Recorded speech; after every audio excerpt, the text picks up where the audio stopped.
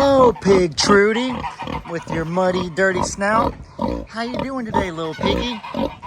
You know, guys, Pig Trudy is a great example of an animal that could be very dangerous if she had the intent to do so, but her heart is a heart of gold. She's so sweet and so precious that she would never hurt anybody.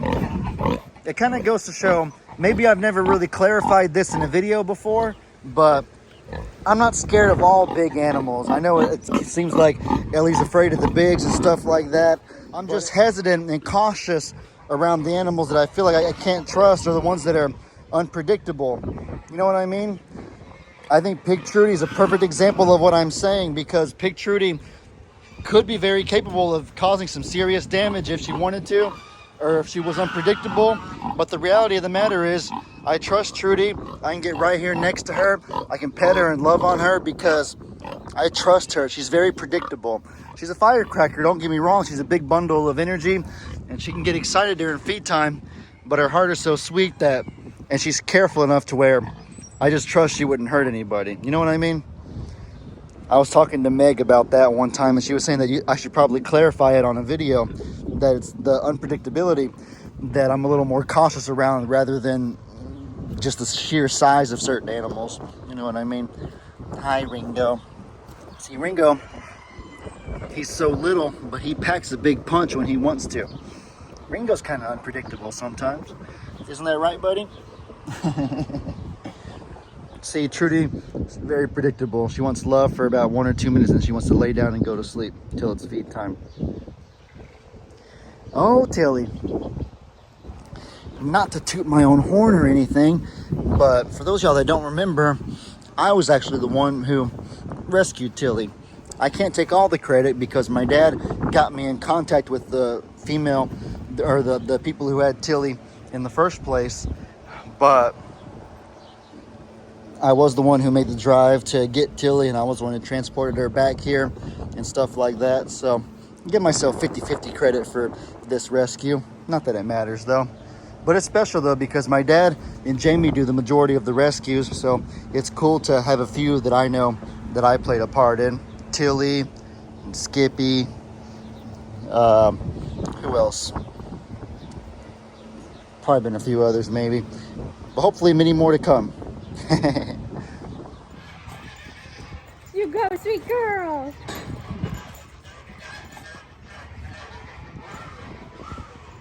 He's just saying hello. He's being a good little friend to her. I don't think she sees it that way, though.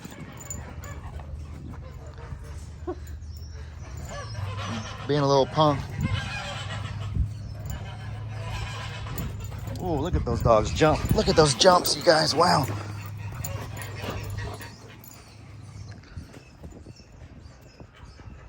Watch out, Bubby.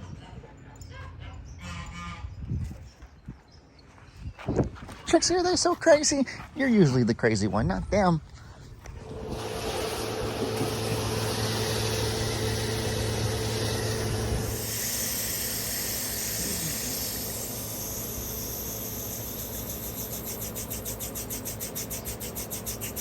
So as y'all can see, the water is just about filled back up. The little automatic water filler is putting its last little bit of remnants inside of it. But that right there, guys, that was like 2.5 minutes that it took from the moment I dumped the water out for it to refill back up. That is incredible. I mean, look, the water's refilled. You can see in the bottom of the bucket, that's how clear the water is. This, I mean, I hope that it's painfully obvious how successful this water fountain thing has been for the farm. The animals have better drinking water than ever.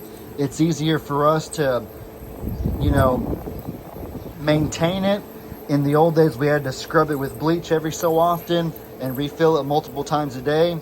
But right now, it'll just require every so often us coming by and dumping the water out like I just did, and then letting it refill itself back up in 2.5 minutes. Some might call it lazy, but I call it working smarter, not harder, as you've heard me say so many times. So on that note, we should probably install like 10,000 more of these around the entire property. No, but like, Obviously, it's not going to look like a bottle of Ozarka water that's been super filtered and everything's perfect, because like you can see little specks at the bottom. But it's a farm, guys. I mean, you look around, like things are dirty, things have dust, and dust will get into the water when the wind blows. We're not inside the Kardashians' mansion. It's a farm. Don't get it twisted. Things are still going to have little specks of dust and stuff like that. But you look all over the internet, you look at any farm, and you look at the water that the animals have, you won't find many places that have as good and as pure drinking water as this right here. And I really do expect that in the following years of us having this kind of water, the super clean, fresh water, that we'll have a lot fewer sicknesses than we've had before in the past too. So really proud of this water fountain thing right here. To me, it's a tremendous success. Well, if it isn't my dad's greatest enemy right here before us, the guinea. Dun dun dun. Most of you probably know by now why my dad despises those creatures so much, but in case you don't, I'll summarize for you.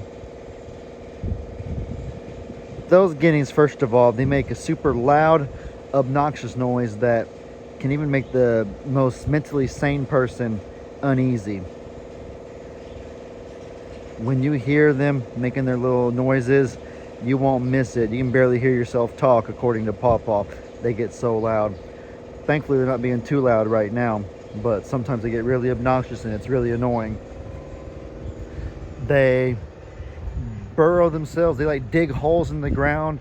So in a yard, you'll see like holes all over the place, and it's because of them. I think the reason they do it is because they like to eat insects like ticks and stuff from inside the ground, and so I guess they got to dig holes to get to the insects that they can smell from above ground. And I suppose they also like to take dirt baths and stuff like that, but it just kind of messes up your yard. And so with all those inconveniences, you also wonder, also whenever they mess up your yard and it's all patchy like that, and you try to put seed so that grass can grow back. Look at that little cow right there. That's adorable. Do y'all see that? I caught that in the background. But yeah, whenever you have little dirt patches like this and you try to put some seed in the ground so the grass will grow back, guess who comes and eats the seed within minutes? That's right, they do. Those guineas. So with all those negative things, you probably sit there and wonder, okay, why do people even have them? What are they good for? I think two things I've read they're good for. It's kind of like my dad said, the insects. They do good at taking care of insects like ticks and whatnot, because if you let them run wild and rampant, then your skin will get torn up. So that's one pro to them. And then I guess another possible pro is that the loud alert noise they make is so loud and like so cringy and painful to hear that it scares predators away. It makes predators less likely to want to be around an area with a bunch of loud siren alarm sounding guineas. There's been times before where Pawpaw's guineas have been under attack though, where predators were taking them out, so I don't really know. I'm not sure. But yeah, the guinea. My dad's great.